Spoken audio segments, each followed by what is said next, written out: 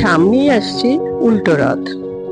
রথযাত্রার দিন প্রভু জগন্নাথ দেব তার ভাই বলরাম ও বোন সুভদ্রাকে নিয়ে মাসির বাড়ি দেবী গুন্ডিচা মন্দিরে যান। সেখানে 8 দিন থাকার পর আবার নিজ গৃহে ফিরে আসেন। একেই উল্টো রথযাত্রা বলে। হিন্দু সনাতন ধর্মে এই উৎসবটি অত্যন্ত গুরুত্বপূর্ণ। মনে করা হয় এই রথযাত্রায় অংশগ্রহণ করলে বিশেষ পুণ্য লাভ করা যায়।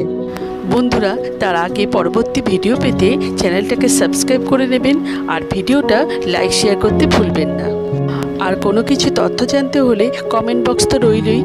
2025 সালে উল্টো রথ অনুষ্ঠিত হবে। ইংরেজি 5ই জুলাই 2025 সাল, বাংলার 20শে আষাঢ় 1432 সাল শনিবার সন্ধ্যে 6টা বেজে 49 মধ্যে। রথের এই পবিত্র দিনে আপনারা এইসব খাবার একদমই খাবেন না।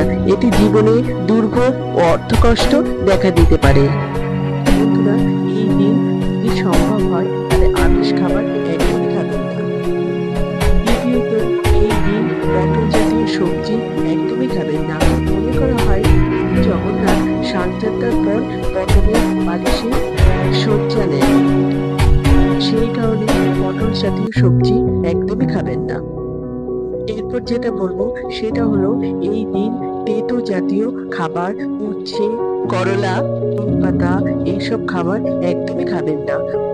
মনে করা হয় জগন্নাথ দেবের রথের অংশ নিমপাতায় তৈরি, সেই কারণে এই দিন তেতো জাতীয় কোনো সবজি খাবেন না। এতে অর্থকষ্ট দেখা দিতে পারে এবং রোগ শারীরিক সমস্যা দেখা দিতে পারে। আজকের ভিডিওটা এই পর্যন্তই শেষ করলাম।